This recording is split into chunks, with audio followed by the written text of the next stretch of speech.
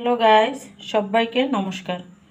আজকে আমি কাঁচকলার খোসা ভাজি করে দেখাবো। এই জন্য খোসাগুলোকে আমি এভাবে কুচি কুচি করে কেটে নিয়েছি।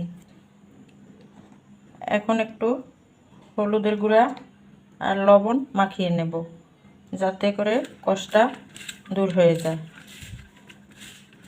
এভাবে মাখিয়ে তারপরে ভালো করে ধুয়ে নেব। ভালো করে কষলে ধুয়ে নেব। এতে করে কাঁচকলার কষগুলো ছেড়ে যাবে। এভাবে আমি পরিষ্কার জল দিয়ে ভালো করে ধুয়ে নিলাম।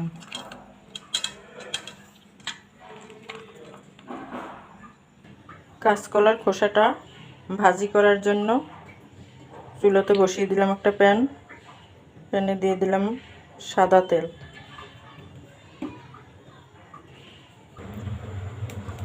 তেলটা গরম হয়ে গেছে, এখন দিয়ে দেব শুকনো লঙ্কা আর তেজপাতা ফোড়ন, দিয়ে দেব কালো জিরা,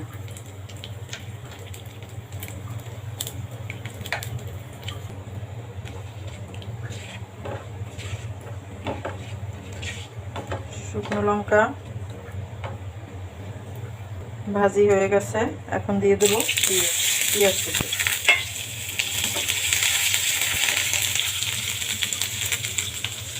দিয়ে দেব কাঁচকলার খোসা,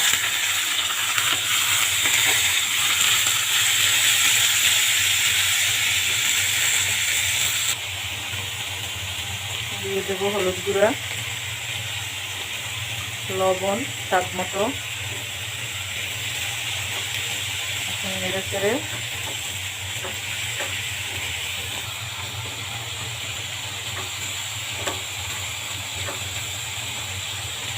দিয়ে দেব একটু জল সিদ্ধ হওয়ার জন্য।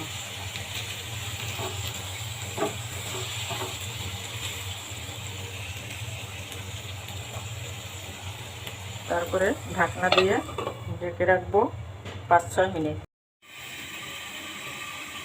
ফিরে এলাম 5-6 মিনিট পরে, ঢাকনাটা তুলে নিলাম। খোসাটা সিদ্ধ হয়ে গেছে, এখন দিয়ে দেবো একটু চিনিটা দিলে কষকষ লাগবে না, এই জন্য চিনিটা দিয়ে দিলাম। এই খোসা ভাজিটা খেতে এত দারুণ হয়, তোমরা একটু ভাজি করে খেয়ে আমাকে জানাবে, কমেন্ট করে জানাবে যে কেমন লাগছে। আজকে এ পর্যন্ত,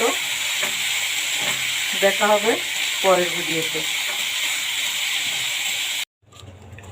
হ্যালো গাইস, সবাইকে নমস্কার। আজকে রান্না করে দেখাবো কাঁচকলা।